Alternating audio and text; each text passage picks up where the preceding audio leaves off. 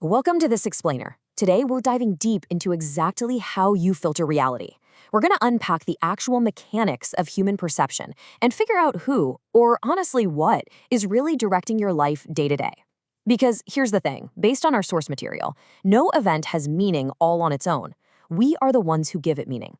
And today, we're going to explore exactly how we do that right from the inside out.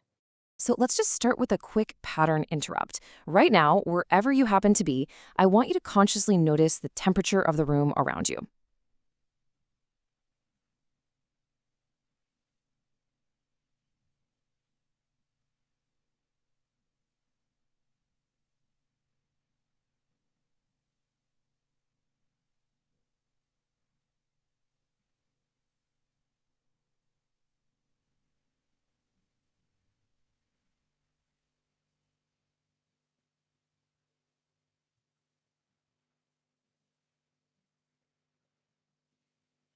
Okay, now shift your focus for a second. Listen for the really faint sounds in your background. It might be a hum from an appliance, maybe some distant traffic outside. These are things you were probably completely ignoring just a second ago, right? But notice how simply directing your attention completely changes your immediate awareness of reality. Well, to really understand this, we need to look at this fascinating framework called Neuro-linguistic Programming, or NLP for short. Basically, NLP started out by studying exceptional communicators, and it evolved into this massive, systemic study of human experience. It really breaks down into three core areas. So, neuro is all about your mind, how your neurological system takes in and transmits sensory information. Then you have linguistic, which is about how we use language and how those words affect us on a really deep level. And finally, programming looks at how we sequence those internal responses and actions to actually get things done. It's kind of a wild concept, but NLP basically views you as this mini learning machine, and you come equipped with highly developed personal antennae. Literally, from the moment you came tumbling into this world, you were primed to discover everything around you. Ever since childhood, you've been busy forming these mental maps of the world, building up your habits of thinking and behaving. And all of this is based entirely on the raw data gathered by those biological antennae. Now, what exactly are these antennae? Well, there are your five senses. In NLP, they use the handy acronym VAKOG to describe them. That's visual for seeing, auditory for hearing, kinesthetic for feeling, olfactory for smelling, and gustatory for tasting. Think about it. Joy, pleasure, understanding, keenness of thought, literally everything that makes life worth living comes filtering through these exact sensory channels. They are absolutely the only ways we can represent the external world internally. We are quite literally recreating the world inside our minds using these senses.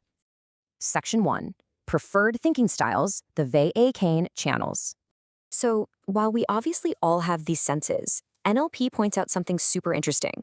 We actually selectively filter information through our preferred channels, mainly visual, auditory, or kinesthetic. And the crazy part? These internal preferences totally leak out into the open for anyone paying attention. They show up in our choice of words, which NLP calls predicates. Just as an example, if someone is a highly visual thinker, they won't just agree with you. They'll literally say, "Oh, I see what you mean." An auditory thinker relies on sound, so they might say something like, "I hear what you're saying." Whereas a kinesthetic, body-aware thinker might say they grasp the concept. The language we naturally reach for reveals exactly how we're thinking. Why does all this matter? Well, it all comes down to the NLP communication model. You see, when someone acts a certain way, it sets off this whole chain reaction inside of you. That is your internal response, and it's being heavily filtered through your preferred VAK channels. Then your internal response completely drives your external behavior, which in turn triggers their internal response. It's like this continuous dynamic feedback loop of sensory processing happening all the time. Section 2. Reading the sensory clues. Okay, so this is where it gets really fun. You can actually watch and listen to how someone is processing their reality in real time. Just notice the patterns. For visual thinkers, when they pull up a memory, their eyes usually defocus or dart up. And since images flash super fast in the mind, they'll often speak rapidly with a higher voice tone.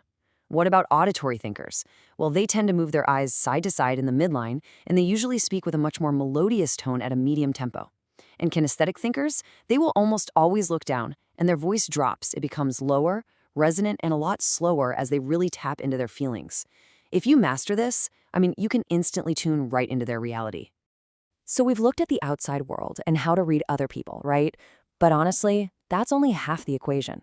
What actually happens when we take those exact same VAKOG antenna and we point them inward? Because to truly master your senses and develop that ultimate flexibility, our sources emphasize that we really have to turn our attention to our own internal landscape.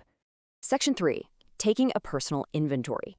This brings us to taking a personal inventory. It's essentially a systematic way to build really deep internal awareness. And actually, I want you to physically follow these steps with me right now. Just sit quietly for a second, start all the way down at your feet, and just let your awareness slowly move up your body. Pay attention to which parts feel at ease and which parts might feel a little tense. Okay, now just observe your mind. What thoughts are popping up? And finally, what is your predominant emotion in this exact moment? Just check in, and then gently bring yourself back to the present moment.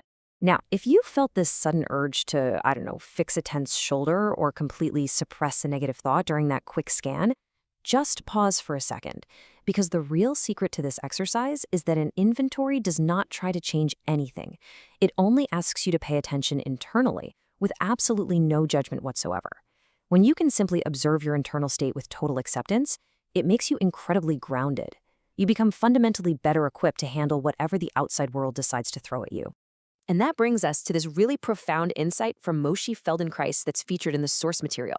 He said, "Anytime words alone stop you doing what is important to you, change the words." It's so powerful, right? Because by developing this sensory acuity, whether that's by watching the eye movements of others or by running those non-judgmental personal inventories on yourself, you actually gain the awareness and, more importantly, the flexibility to literally rewrite your own internal programming. So, now that you have a real understanding of exactly how you filter reality through these sensory channels, I'm going to leave you with this. How are you going to use your newly tuned antenna today? Are you finally going to notice those subtle shifts in a friend's voice, or maybe that lingering tension in your own shoulders? The world is literally full of data just waiting to be noticed. So the question is, are you going to keep reacting on autopilot, or is it finally time to switch your antenna fully on?